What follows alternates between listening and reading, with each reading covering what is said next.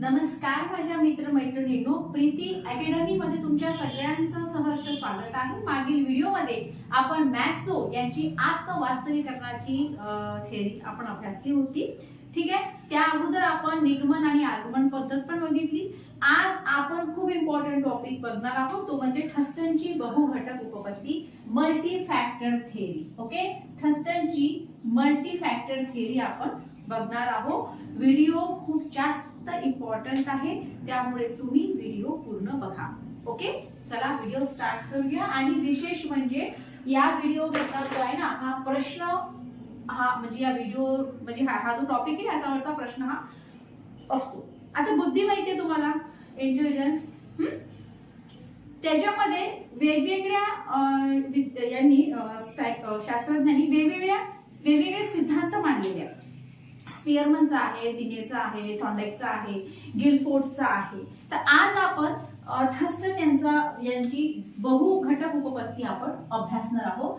Thurston यांची multi factor theory, Thurston यांची multi factor theory आज आपण अभ्यासणार आहोत। व्हिडिओ खूप इम्पॉर्टंट आहे, व्हिडिओ पूर्ण बघा।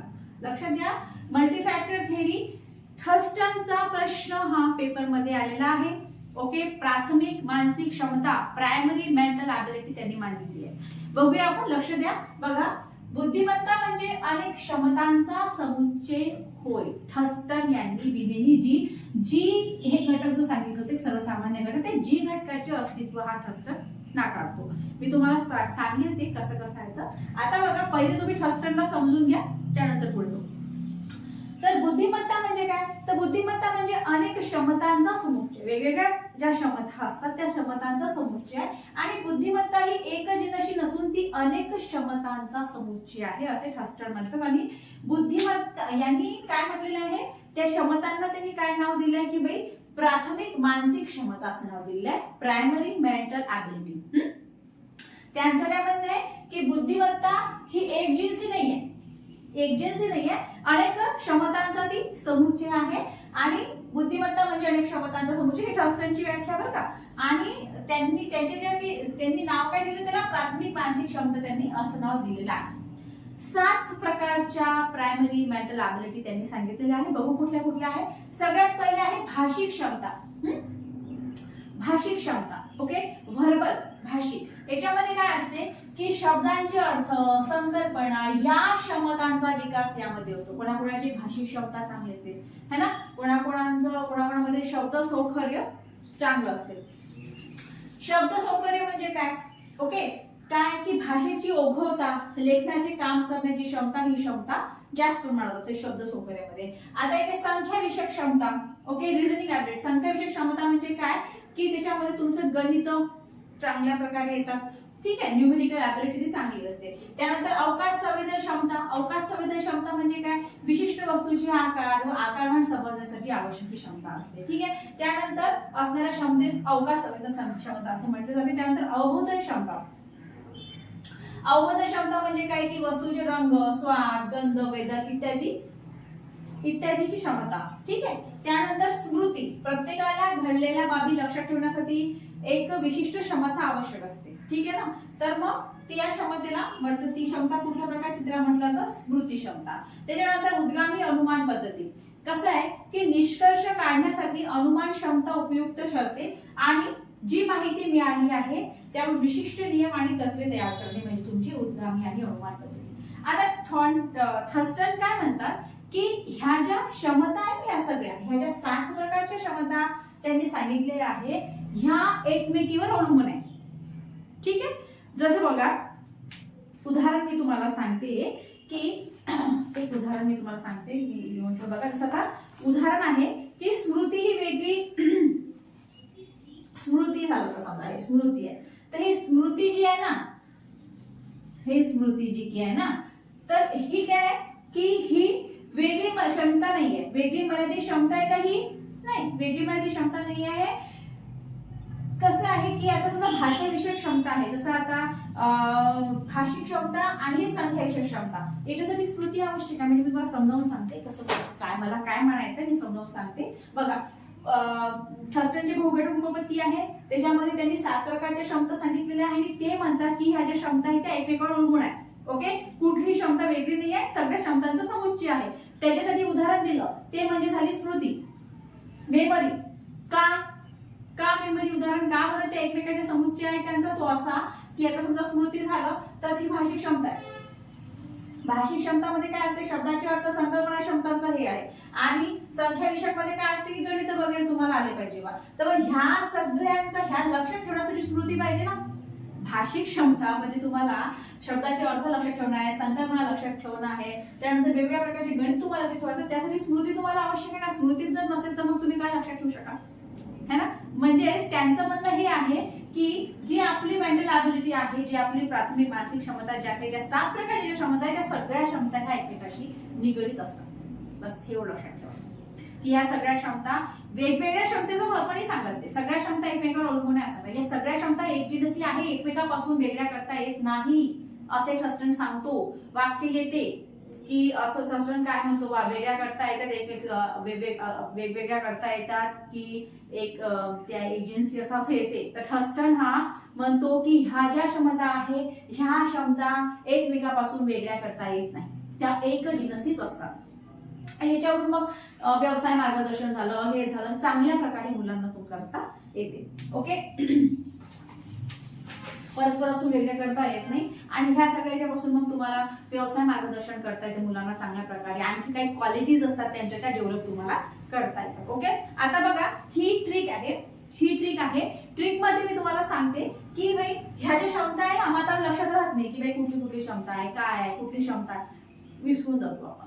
तर ह्या ट्रिक्स मध्ये आय होप तुम्हाला लक्षात येईल. बघा, व्हेरी वाईज नंदू सॉ मेनी प्रिटी रोजेस. लक्ष द्या, व्हेरी म्हणजे काय? तुमचं वर्ब, मग ही आपली भाषिक क्षमता आहे, है ना.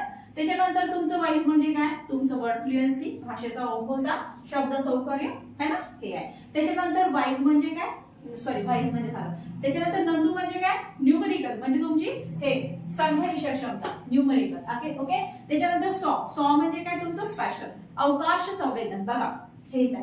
अवकाश संवेदन क्षमता, विशिष्ट वस्तूचे आकारमान वगैरे त्यासाठी ती क्षमता, समजण्यासाठी ही क्षमता आवश्यक असते. मग बघा मेनी, तुमची मेमरी, मग तुमची प्रिटी म्हणजे पर्स्पेक्टिव्ह स्पीड म्हणजे अवकाश हे अवबोधन क्षमता, वस्तूचे रंग, स्वाद, गंध, वेदन इत्यादी वस्तू ओळखण्यासाठी जी क्षमता आवश्यक असते तिला अवबोधन क्षमता असे म्हणतात. म्हणजे वेगवेगळ्या वस्तूचे रंग झाले, स्वाद झालं, गंध झालं, वेदन झालं, हे ओळखण्यासाठी क्षमता अवबोधन क्षमता. आणि मग तुमचं रोजेस म्हणजे तुमची रिझनिंग. ओके, म्हणजे कुठल्या 7 प्रकारच्या क्षमता आहे हे पाहण्यासाठी ही ट्रिक चांगली आहे. हे तुम्ही लक्षात ठेवू शकता. व्हेरी वाईज नंदू सॉ मेनी प्रिटी रोजेस हे तुम्ही लक्षात ठेवू शकता. याच्यानुसार तुम्ही क्षमता लक्षात ठेवू शकता. ठीक आहे, काय बघितलं आपण आज आपण बघितली थर्स्टनची बहुघटक उपपत्ती, मल्टीफॅक्टर थेअरी. मल्टीफॅक्टर थेअरी मध्ये सगळ्यात पहिले तर थर्स्टन हे म्हणतो की बुद्धिमत्ता म्हणजे अनेक क्षमतांचा समुच्चय आहे. जी तुमची बुद्धिमत्ता आहे ती अनेक क्षमतांचा समुच्चय आहे. त्यानंतर ह्या क्षमता एकजिनसी नसून तो अनेक क्षमतांचा तो समुच्चय आहे. ओके, आणि त्यांना प्राथमिक मानसिक क्षमता हे नाव आहे. हे महत्वाचं आहे बरं. प्राथमिक मानसिक क्षमता हे नाव कोणी दिलेलं आहे? प्रायमरी मेंटल ॲबिलिटी ही थर्स्टनने दिलेली आहे. ओके, आता त्यांनी सांगितलं की बाई मग कुठल्या असतात तर तुमची भाषिक क्षमता असते, ज्यामध्ये शब्दाचे अर्थ, संकल्पना या क्षमतांचा विकास झाला त्याला भाषिक क्षमता म्हणतात.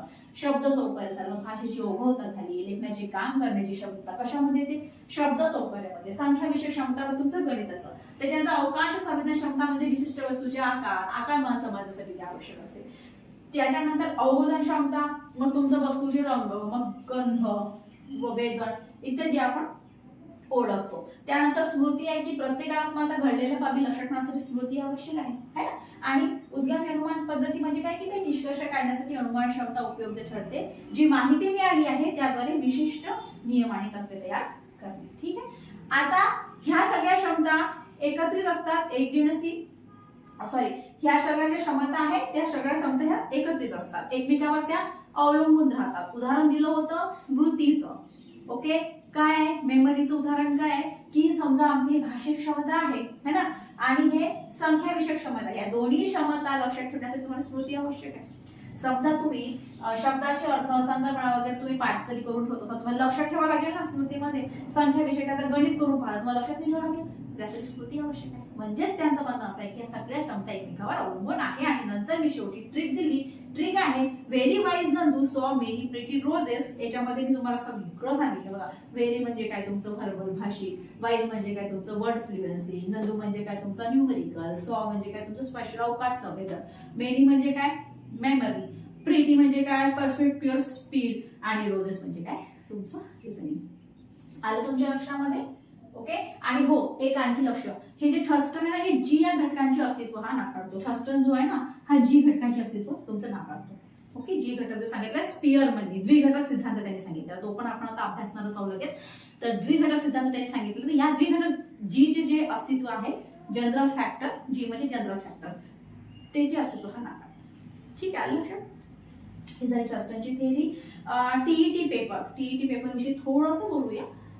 टीईटी पेपर बऱ्याच व्हिडिओमध्ये चालूच आहे टीईटी बोलणं. मी फक्त थोडंसं सांगते की जो टीईटी पेपर आहे हा कदाचित जून किंवा जुलै मध्ये म्हणजे शक्यता आहे दाट की त्याच्यामध्ये येईल त्याचं हे म्हणजे काय नोटिफिकेशन येईल किंवा नाही तर मग होईल ती परीक्षा जून मध्ये कदाचित असं वाटते. तर आपण तोपर्यंत आपला सिलेबस कम्प्लीट करून टाकूया, लगेच कम्प्लीट करून टाकू लवकर. आणि त्याच सोबत माझ्याकडे नोट्स आहेत. आतापर्यंत मी जे काही शिकवलेलं आहे त्या सगळ्यांचे नोट्स आहेत, प्लस पीवायक्यू आहेत. पीवायक्यू आहे माझ्याकडे सगळे. जर तुम्हाला म्हणजे तुम्ही जर इंटरेस्टेड असाल, तुम्हाला जर घ्यायचे असेल नोट्स, तर तुम्ही नक्कीच मला खाली मला मेसेज करा. मी नक्कीच तुम्हाला हेल्प करेन. ओके, चल ठीक आहे. मग या व्हिडिओमध्ये एवढंच. तुम्हाला व्हिडिओ जर आवडला असेल तर लाईक, सबस्क्राईब आणि कमेंट करायला, आणि ज्याला गरज असेल त्याला शेअर करायला विसरू नका. ठीक आहे, थँक्यू.